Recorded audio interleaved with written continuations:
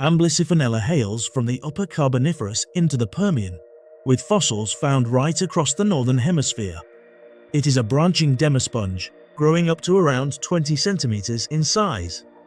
Amblysiphonella is an incredibly common sponge, with records possibly going back into the Ordovician and Cambrian and forward into the Triassic.